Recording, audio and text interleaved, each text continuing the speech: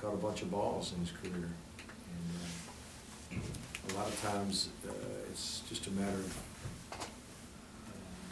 keeping people in front of you and tackling better. And also, when people get in the red area, do a good job of stopping them and keeping them from scoring TDs and force field goals and all that.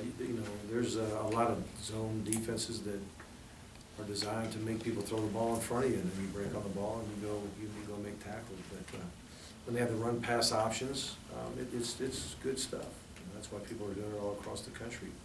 And run pass option basically is, you see it a lot, the quarterback will grab the ball and he'll stick the ball in the belly of the back, and he's reading it to the defender. If that linebacker plays the run, then he's gonna throw it down the field to a little some type of quick game route.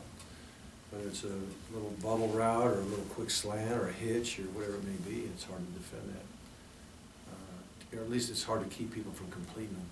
The key is, again, to tackle them immediately and knock the ball out occasionally. How did the first game go with Coach Schottenheimer on the sideline, kind of directing traffic? I thought it went well. There was a play actually that happened. I think I mentioned it after the game, but got some good information upstairs about what they thought was coming as far as just a certain blitz, and then Shotty basically just yelled out to the quarterback to change the play to a certain play, and we gashed him for a touchdown. Just something that wouldn't have happened if he had been upstairs. Just little things like that, it was good to see. But I thought everything ran pretty smooth. We did have the one penalty on substitution, but other than that, I thought we substituted well. I don't think we ever came close to a delayed game, which is a sign of organization and all. So I think overall it was pretty smooth. Mark, with Derek Mason doing the defensive coordinator job, what do you remember about being a head coach and play caller here, and how you juggle that? Yeah, it's a busy life. There's a lot of things that just have to wait as you're planning, as the head coach is planning in those meetings. But then every once in a while, there's something you just got to go attend to, whether you want to or not. And you got your offensive staff or your defensive staff kind of waiting for you and trying to stay productive while you're putting out a fire or whatever may come up. So it's not ideal, but it's not all bad either, in that the head coach is right in the heart of everything. Did you give it up? I mean, I know Mike was probably ready, but also to be able to kind of be more looking at everything. Well, yeah, you want to. It was a combination of both. It was a combination of Mike truly being ready to handle the responsibility, and me having a lot of faith in Mike, but also feeling like I needed to maybe see the bigger picture in some areas, and also it can grind you to the nub sometimes too. So a little bit of both. Mark, Grayson obviously had a noteworthy performance this past Saturday, but going forward, especially with the competition, perhaps being a little stiffer the next couple weeks, if there's an area of improvement, or at least some advice you would give him, what? Well, I would just continue to do what he's been doing, and I saw some of his comments after he was interviewed yesterday, and I thought he answered well. I thought he was right on when it came to the responsibility that he has as quarterback to help the team get in the end zone and not really worry about how we get it done. Let's just get it done.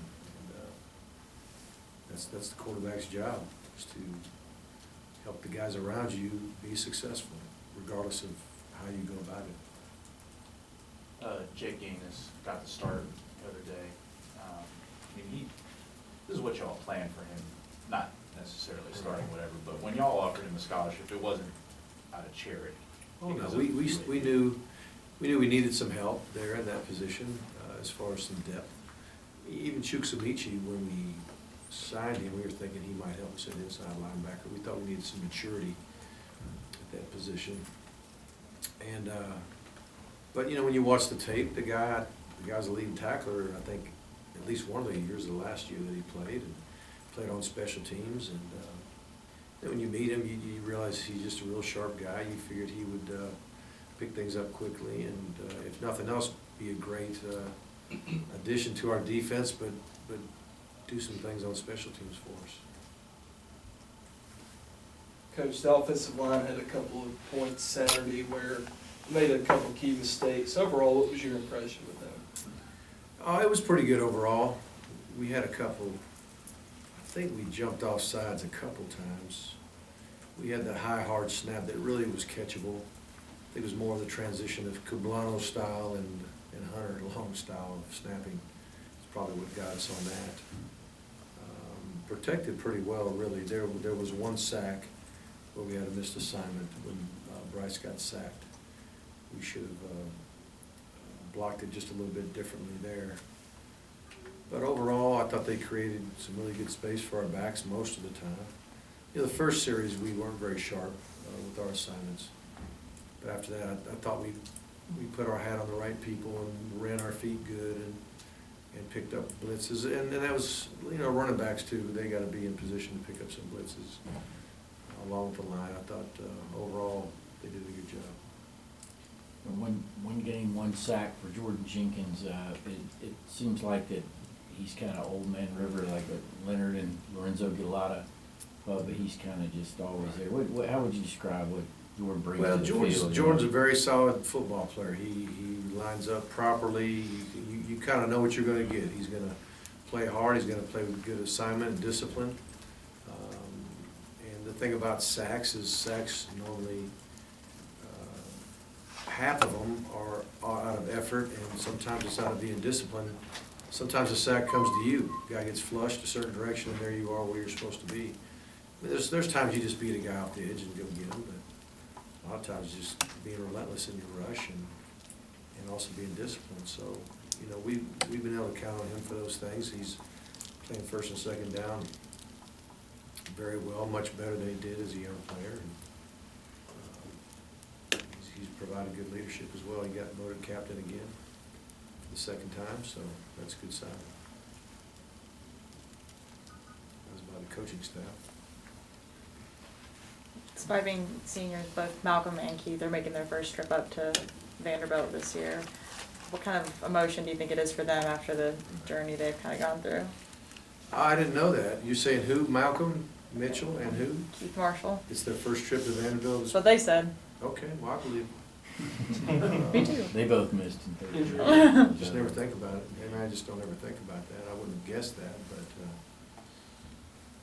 I think they ought to, you know, if you go through Georgia, as long as they've been here and didn't get a chance to hit every venue in the East, it'd be a shame, so I'm glad they'll be able to do that. Is Christian Payne gonna be able to play this weekend?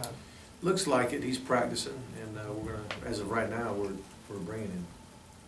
What makes him such an effective fullback? And I mean, Yeah. to be ahead of a guy like Quavon who's been here a long time, and what's he doing? Well, he's tough.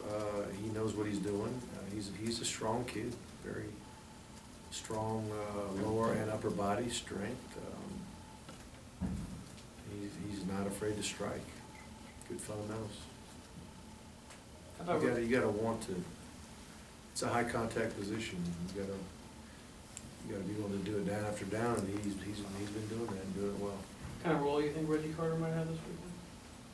You know, I don't know yet.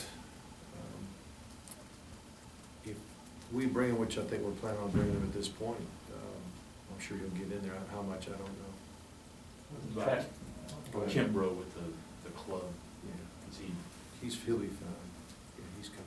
Will the travel limitations for an SEC road game look difficult to come up with, or has it been difficult to come up with? Not super difficult. It always gets difficult at the very end, but I've mentioned it a few times even during camp. As early as maybe 5 days in, we would say, you know, if we were going to Vanderbilt, or if we got to get to 70, what's it look like? You know, so we've been kind of looking at that for about a month, so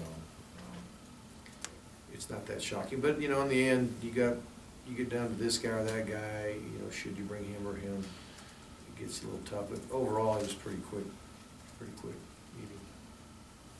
with Vanderbilt coming out in their alternate jerseys, why do you think Georgia's, gone away from that trend in college football and just wearing the reds and whites? Well, we like our traditional look, for sure, but, other teams do it, which is fine, and I'm sure we'll do it again before it's all over someday. Time for one more? Rico Okay, McGraw, yeah. one more quick thing, Rico McGraw's going back to playing his hometown for Yeah. the first time. When you got a kid, a freshman, especially that does that, you have a little conversation with the.